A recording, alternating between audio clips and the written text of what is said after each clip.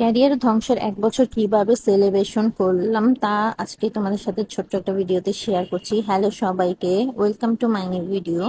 আসল কাহিনী হচ্ছে কিছুদিন আগে আমাদের ম্যারিজ অ্যানিভার্সারি ছিল, সো হচ্ছে এই জন্য হচ্ছে আমরা রাতে ডিনার করতে ও বাড়িতে চলে গিয়েছিলাম। আর এই দেখো আমি কত সাজুগুজু করে চলে আসছি, কিন্তু আমার হাজব্যান্ড বলছে আমার একটুও ভালো লাগতেছে না, কারণ আমি এত মেকআপ করছি দেখে। সো হচ্ছে তারপর হচ্ছে আমরা হচ্ছে আলফ্রেস্কোতে চলে এসেছিলাম, এখানে ফেমাস পাস্তা হচ্ছে অর্ডার দিয়েছিলাম। আর হচ্ছে এই ফার্স্ট টাইম আমি এখানে আসছিলাম, তো হচ্ছে আমার কাছে আসলে জায়গাটা ভালোই লাগছিল। আর যেহেতু এখন ওয়ার্ল্ড কাপ চলে, সো হচ্ছে তাদের এমনি পতাকা দিয়ে সাজানো ছিল, আর হচ্ছে ওয়ার্ল্ড কাপের গানগুলো চলছিল, আসলে ভালোই লাগছিল। এই কর্নারটা না আমার খুবই পছন্দ হয়েছিল।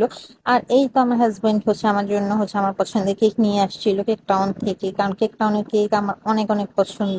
আর এই কেকটা না অনেক বেশি মজা ছিল। তারপরে এই তো কেক কেটে হচ্ছে আমরা একজন আরেকজনকে খাওয়িয়ে দিলাম। আর কিছু মানুষরূপী সাপ তো হচ্ছে যে 1 বছর ধরে পিছে লেগে আছে আমাদের হচ্ছে যে সংসার ভাঙার জন্য, আমাদের আনহ্যাপি দেখার জন্য। বাট হচ্ছে যে কোনোভাবেই হচ্ছে আমরা আনহ্যাপি দেখাতে পারছি না, সো সরি টু সে আমরা অনেক হ্যাপি। সো হচ্ছে এই তো হচ্ছে আমাদের হ্যাপি হ্যাপি এলো একটা ডে।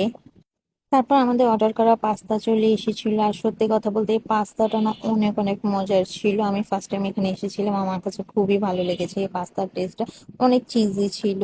তারপর খানাসে যে হচ্ছে আমার পছন্দের কোল্ড কফি অর্ডার দিলাম, কারণ কোল্ড কফি হচ্ছে আমার অনেক অনেক পছন্দের। আর কোল্ড কফি খাওয়া শেষ করে আমার পছন্দের ফুচকার দোকানে চলে গেলাম, কারণ এখানে ফুচকা অনেক অনেক মজা। আর আজকে ভিডিও এই পর্যন্তই।